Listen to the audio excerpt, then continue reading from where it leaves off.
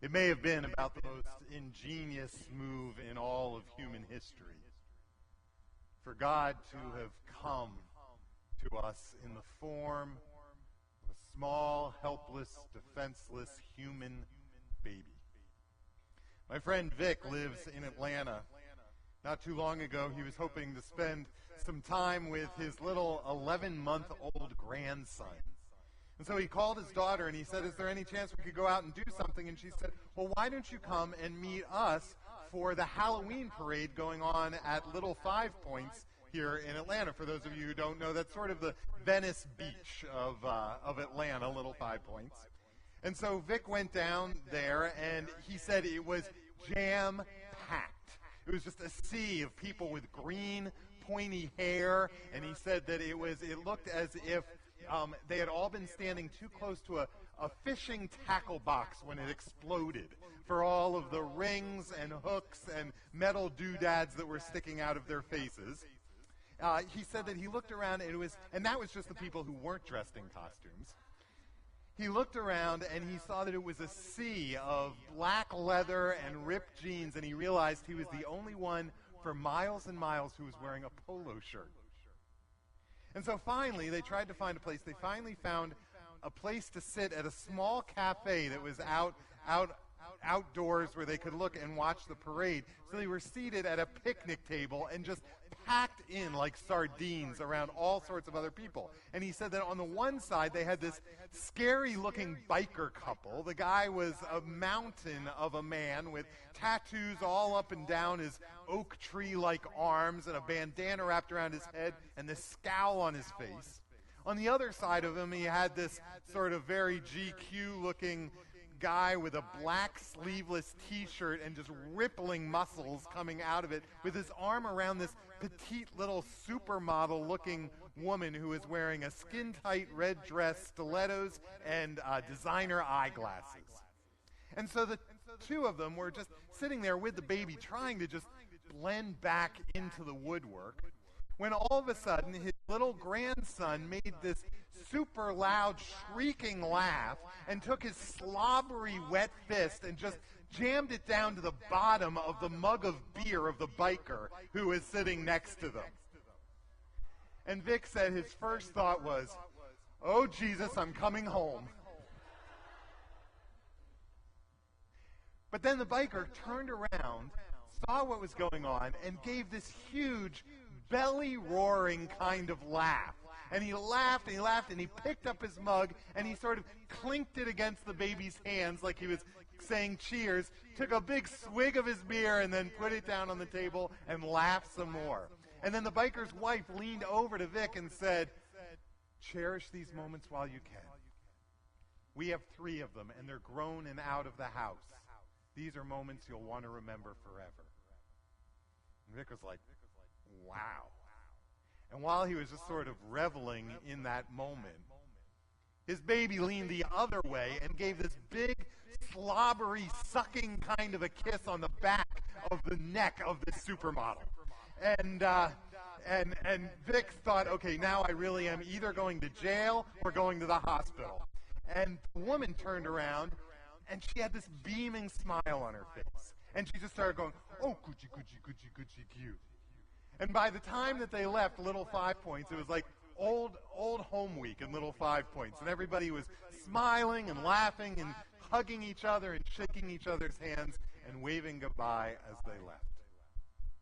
Because there really is something about a baby, isn't there? That disarms us and unites us. That gives us sort of a clear sense of who we are and what's important, brings out the very best in our human nature. Isn't it true? I'm not sure exactly what it is, if it's their innocence, if it's the hope that they give to us, if it's their sense of vulnerability. And let's make no mistakes, we human beings are about the most vulnerable animal there is when we are first born. It's interesting, they say it's because of the size of our heads and the size of our brains that we're so helpless and defenseless when we're first born. Because our heads and brains are so big, we have to be born before the rest of us is developed. And in fact, you all have seen Animal Planet or Mutual of Omaha's Wild Kingdom, I'm sure. You've seen these gazelles and the wildebeest, these animals that have to not only be able to stand up, but really, literally run and keep up within minutes after they are born. Well, that's not human children. We are not able to walk for a good year until after we're born, let alone start to run, because we are born so early. We are about the most defenseless and helpless, the weakest animals on planet Earth when we are first born. But there is an incredible kind of power in that weakness, isn't there? I mean, don't we all feel it like a ton of bricks whenever we see a helpless child? I mean, we could be at war with a country, and yet if we see that their children are suffering, all of a sudden it changes the entire calculus on everything, doesn't it? Do you remember when that picture came out of that Syrian refugee child who was dead on the beach, lying on those pebbles, and what that did to galvanize and the whole rest of the world around that cause? When something like that happens, it's no longer your child or my child or their child. Every child is our child. Isn't that true? The 8 o'clock feels this maybe even more than you all, but many of you as well. I feel like our experience with Liam Jacobs. Do you all know Stephanie and Nate's little boy, Kathy and Mike Ishler's grandson, who's here every single week at the 8 o'clock service? It's like Liam is our child. And it's so interesting because I think a big part of it is the degree to which Stephanie just lets any of us play with Liam anytime we want. Lets us hold Liam. It is like this child is our child.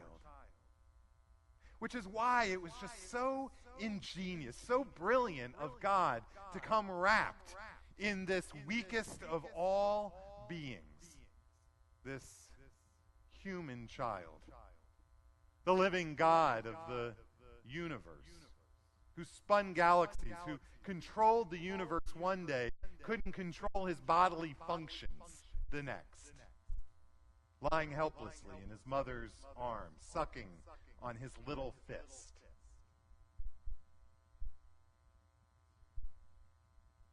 Having the greatest need in his life just to be held in human arms, touched by human hands,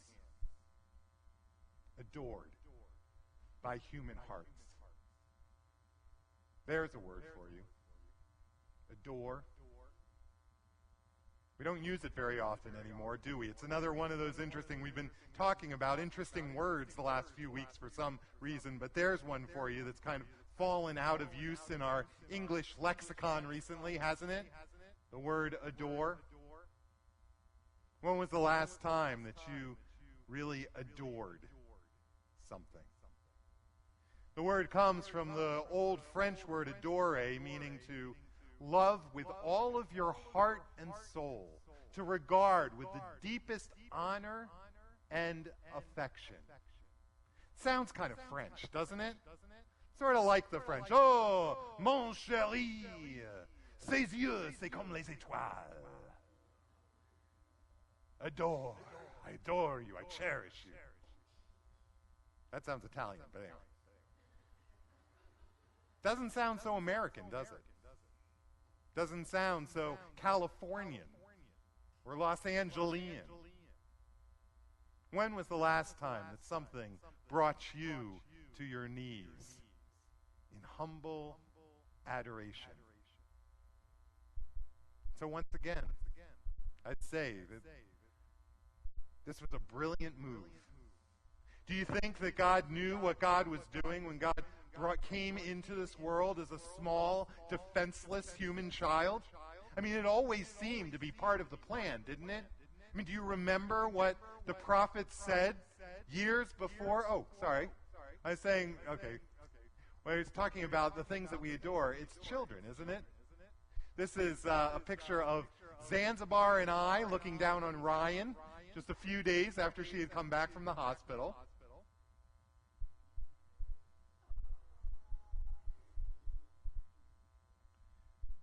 You remember what the prophet said? For unto us a child is born. To us a son is given. And the government will be on his shoulders. And he will be called Wonderful Counselor, Mighty God, Everlasting Father, Prince of Peace. And then 2 chapters later, the wolf will live with the lamb. The leopard will lie down with the goat. The calf and the lion and the yearling together. And a little child will lead them.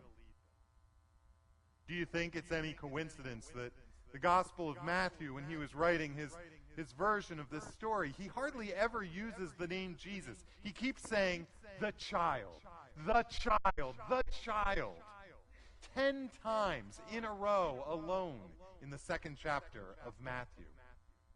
Do you remember in Luke what happened when the shepherds met the angels? The angels said to them, today in the town of David a Savior has been born to you.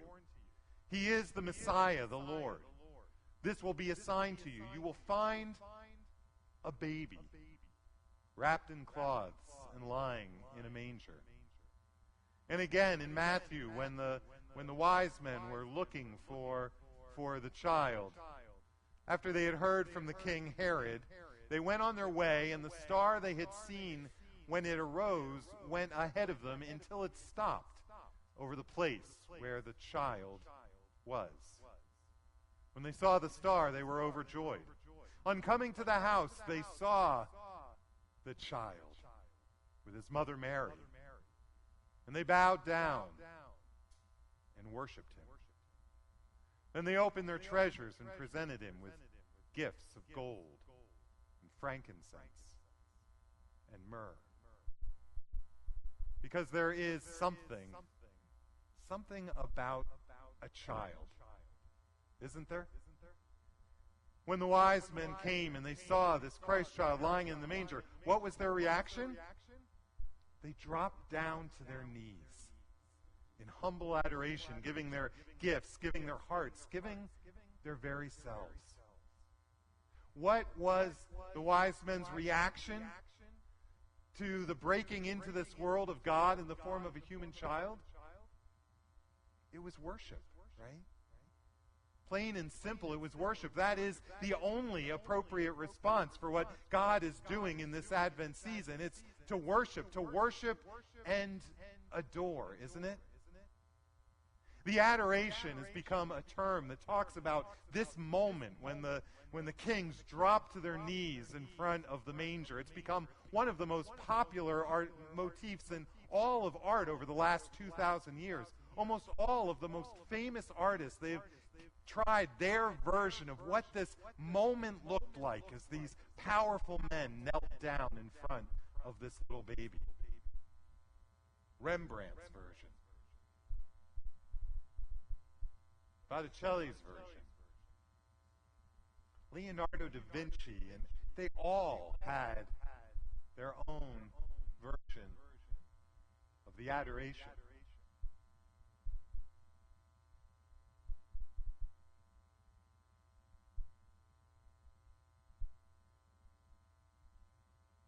I think my favorite has got to be the one by Peter Paul Rubens. Here it is. It's not very clear on our screen, but the colors are brilliant. I love it, not just because of how beautiful it is, but the story that's behind it. It was painted in 1609 at the end of the Dutch Revolt, when the northern territories of the Netherlands were trying to break away. They had become Protestant, and they were trying to break away from the King Philip II of Spain, the Catholic king. And when the war was kind of coming to an end, and they were about to get together to negotiate a peace treaty, the king, the Catholic King Philip II of Spain, commissioned and paid the Protestant Dutch painter Peter Paul Rubens to paint a giant mural of the adoration on the wall of the city hall room where they were going to negotiate the peace treaty. Isn't that amazing? These two men came together because they both believed that this scene where the powerful and the rich of the world came and dropped to their knees in front of this child and adored him was the perfect symbol for what they were hoping for, the peace and the prosperity of their two nations as they forged this peace agreement. What is it that you adore these days? When was the last time that you fell on your knees in humble adoration of anything?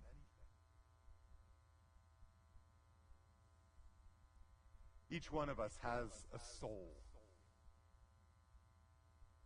It's not something our doctors are going to find.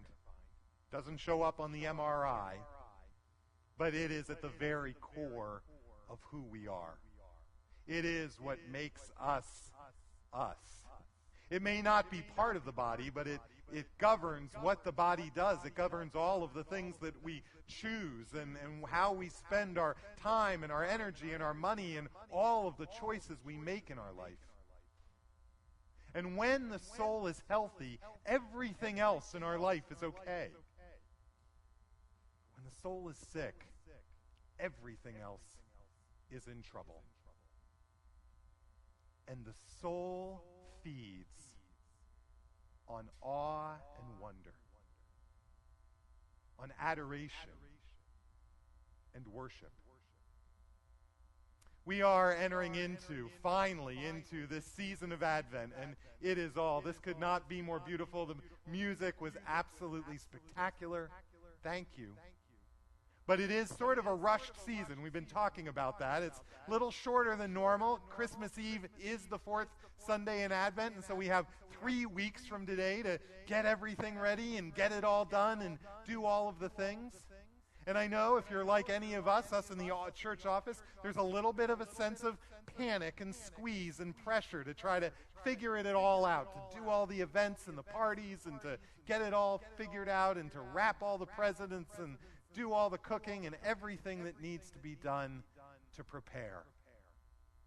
But I would say that as beautiful and as much as things like this angel store today and the Bethlehem experience tonight and Wonder in 2 weeks and the TGS event, as much as all of these things are going to help to get us into the Christmas spirit, if you want a crash course, if you want a cheat sheet on how to enter into the Christmas experience, it's always been worship. It has always been getting down on our knees in humble adoration before this child. If I could make a suggestion, maybe a commitment or a pact that we could make with ourselves and each other this Advent season, it would be to do 2 things. One is to put a moratorium on complaining and whining about all of the beautiful, wonderful things we get to do at Christmas time. I don't know about you, but I feel like I hear it more and more. It seems to be more and more the in thing to kind of complain about all the parties and the events and the programs and the preparation and the cooking. Very much first world problems, right? But these beautiful, wonderful things that we get to do. And I'm scared that sometimes that drains the joy and the wonder out of being able to do it all, right? So one is to put a moratorium on complaining about all these beautiful, great things that we get to be part of in these next 3 weeks. But the second is, in the midst of it, as we see all of these reminders of Christmas around us, the banners and the candles and the greens and the reds and the golds, as we hear the muzak on the elevator as we're going upstairs in the department store, see the green and gold and red foil around the Starbucks coffee waiting in line, or we see another ostentatious display of lights go up on our neighbor's house. Every time we see something, use it as an opportunity to remind you to drop down on your knees, whether physically or emotionally, and worship this child. If you do those 2 things, I guarantee you that you will be in the Christmas spirit by the end of the day. And it will last at least throughout this season. Because there is something about a child, isn't there? And particularly this child that unites us, that draws us together, that disarms us, that teaches us about who we are and what's important and what's real and what's not. That gives us hope and connects us and helps us to understand that we are all in this together. Let us worship. Let us worship and adore this child.